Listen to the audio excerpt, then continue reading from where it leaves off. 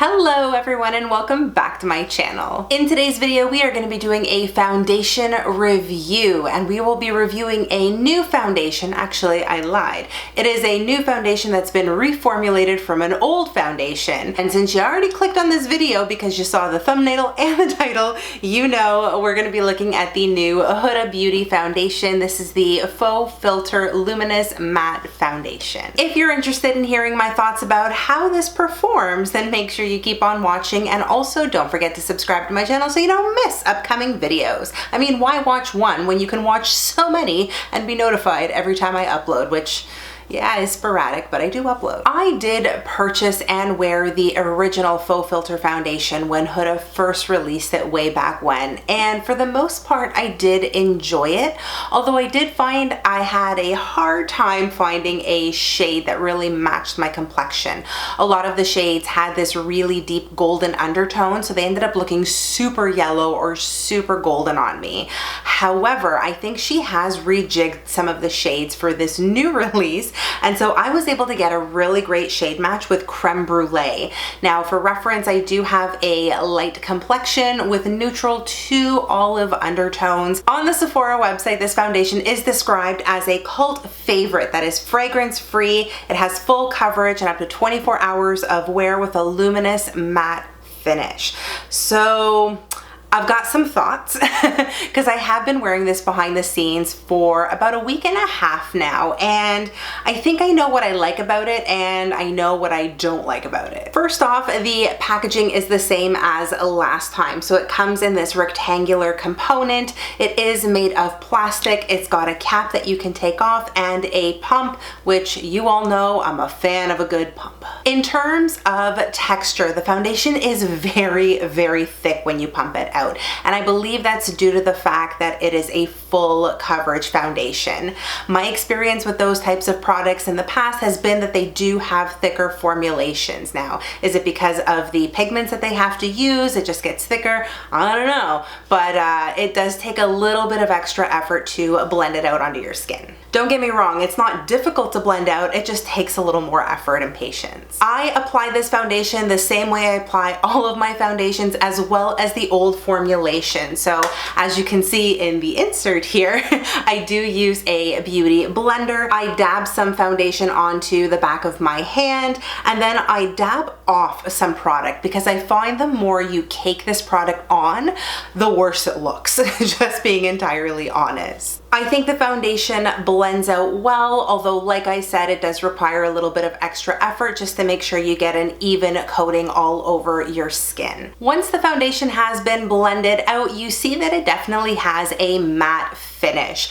I personally don't see any luminosity to the finish, but you guys let me know what you see in the video and if you disagree with me. I would have liked to see a little more radiance in this because I find when you start to see a little more radiance or shine, your texture starts to disappear. And that's the big thing that I noticed when I took a really close-up look of my skin, is how accentuated my texture is with this particular formulation. I'll tell you, I have exfoliated the bejeebers out of my skin to make sure that I'm gonna get the best foundation application possible.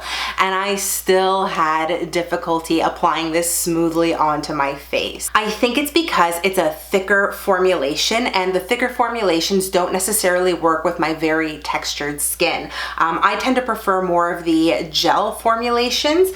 For example, I adore the new Sephora collection foundation. I love the Bobbi Brown Skin Longwear foundation. That's a really, really good one too. And also the Beauty Blender foundation. I know it's on sale at Sephora right now, so I wonder if they're reformulating too. But that foundation is equally spectacular. It does not accentuate any texture the same way this one does. Is this foundation transfer proof the way it promises on Sephora's website? Absolutely not. I did have a face mask on, and I also had my winter jacket on when I ran out to the grocery store to run a few errands, and I noticed immediately when I got home that I had makeup all over the collar of my jacket, and also the inside of my face mask was covered in foundation. Did it look awful on my skin where the foundation rubbed off? Well, you could certainly see some balls bald patches. Some of my redness started to peek through again, but it wasn't horrific. In terms of wear time, I obviously cannot put the 24-hour claim to the test because, quite frankly, I just don't want to wear makeup for 24 hours straight.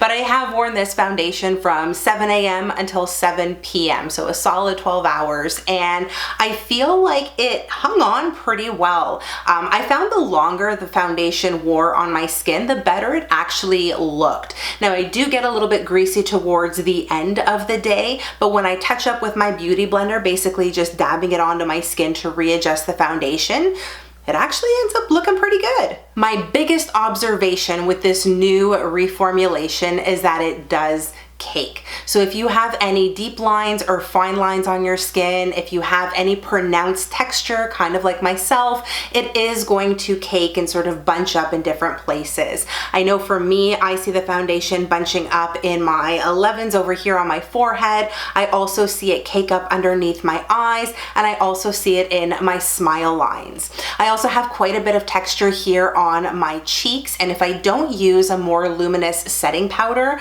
I definitely see the texture highlighted here, and it does not look good.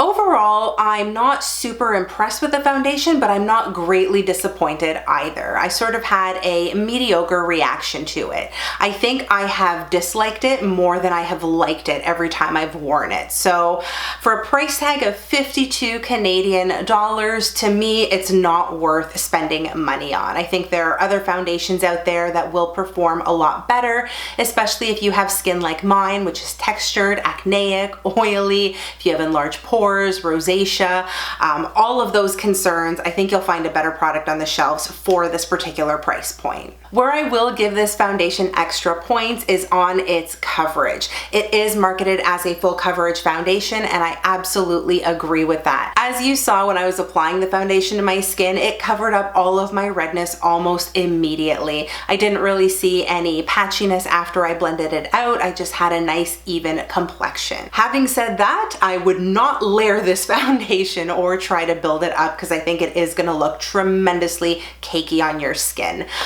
If you have perfectly smooth, young, supple skin, then maybe you won't have the same issue. But if you're like me, then I'd say one thin layer is more than enough. So as you can probably gather, this is not a foundation that I would recommend you spend your hard-earned money on. I know I won't be repurchasing this foundation in the future, but I'm certainly happy I've had the opportunity to give it a whirl. And that's gonna do it for this foundation review. I certainly hope you found it helpful. If you did, you know the drill. Give it a big thumbs up. And also don't forget to subscribe to my channel so you don't miss any of my upcoming videos. If you wanna keep up with me outside of YouTube, you are always welcome to do that by following me on all of my social media, which will be linked for you in the description box below. Thank you again so much for watching. I hope you are all having an amazing day, no matter where you are in the world. Stay beautiful, and I'll see you guys in my next video. Bye!